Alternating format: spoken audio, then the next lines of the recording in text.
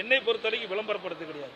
சைக்கிளில் போனா முதலமைச்சர் விளம்பரப்படுத்துவீங்க, பளு தூக்குனா விளம்பரப்படுத்துவீங்க, வெளிநாடு போனா போட்டோ போடுவீங்க, அவர் விளையாடுறதெல்லாம் போட்டோ காட்டுவீங்க. ஆனா வறட்சியால் பாதிக்கப்பட்ட மக்கள் குடிதண்ணி இல்லாம போராட்டம் பண்ணிட்டு இருக்காங்க, அதை போட மாட்டேங்கிறீங்க. இன்றைக்கு முதலமைச்சர் தேர்ந்தெடுக்கப்பட்ட முதலமைச்சர் இன்னைக்கு ஓய்வு எடுக்க போறார். ஓய்வு எடுக்க போகுது வேணான்னு சொல்லுங்க. எப்ப போகணும்?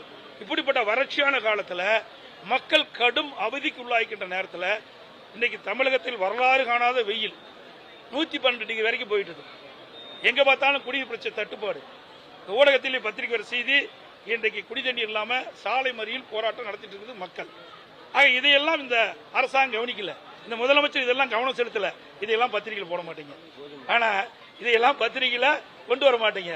இந்த ஆட்சியில் நடைபெற்ற அவலங்களை பத்திரிகையில் தெரிவிக்க மாட்டீங்க, ஊடகத்தில் தெரிவிக்க மாட்டீங்க. பயம். ஏன்னா நான் ஆட்சியில் இருக்கும்போது என்னை பத்தி விமர்சனம் பண்ணீங்க, எங்க ஆட்சி பத்தி விமர்சனம் பண்ணீங்க, எதிர்கட்சியா இருக்கும்போது விமர்சனம் பண்ணிட்டு இருக்கிறீங்க. இதுல இருந்து என்ன தெரியுதுன்னா,